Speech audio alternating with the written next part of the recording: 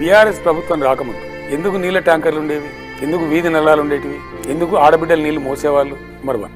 Number 2, తాగునీళ్ళ కోసం ఉన్నటువంటి సమస్యను కూడా మేము ప్రయారిటీగా తీసుకొని అత్యంత ప్రాధాన్యత తీసుకొని అద్భుతమైనటువంటి మహా అద్భుతమైనటువంటి పథకాన్ని రూపకల్పన చేశాం. బీఆర్ఎస్ రాకముందు, కేసీఆర్ ముఖ్యమంత్రి కాకముందు ఈ రాష్ట్రంలో వాళ్ళు నిర్మించినటువంటి ట్యాంకులు అండి, తెలుగుదేశం కానీ కాంగ్రెస్ కానీ చేసినటువంటి నిర్మాణం చేసిన ట్యాంకుల సంఖ్య 17,500 గ్రామాలలో ఉండే ట్యాంకులు. ఓవర్ హెడ్ సర్వీస్ రిజర్వాయర్స్ అంట, మనం OHSR అంట. 10 ఏళ్లలో మేము నిర్మించినటువంటి ట్యాంకులు సుమారు 18,000-19,000. అంటే వాళ్ళ 58 ఏళ్ల పరిపాలనకు మించి మేము కట్టినాం.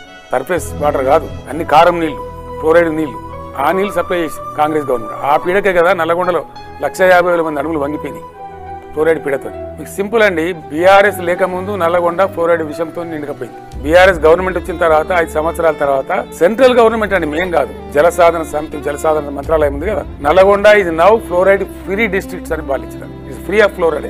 WHO ఇచ్చింది, world health organization, but for mission Bhagiratha. అంతకుముందు లేదు. ప్రజలు సస్తానే ఉన్నారు, నడుములు వంగుతానే ఉన్నాయి, కానీ ప్రభుత్వాలకు పట్టలేదు. ఇది చిన్న సన్న పథకం కాదండి. దానికి మేము కలర్ వేసి, మేకప్ వేసి, విండో డ్రెస్సింగ్ చేసి డ్రామా చేసామని చెప్పేదంతా వీళ్ళ డ్రామా. ప్రతి ఇంటికి నల్లా పెట్టించినామండి. 141 మున్సిపాలిటీలకు నీరు సరఫరా చేస్తుంది. ₹1 నల్లా కనెక్షన్, ₹1 నల్లా కనెక్షన్ పెట్టి ప్రజలకు నీళ్ళు ఇచ్చినాం.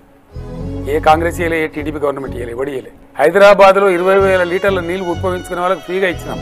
This is mission Bhagiratha.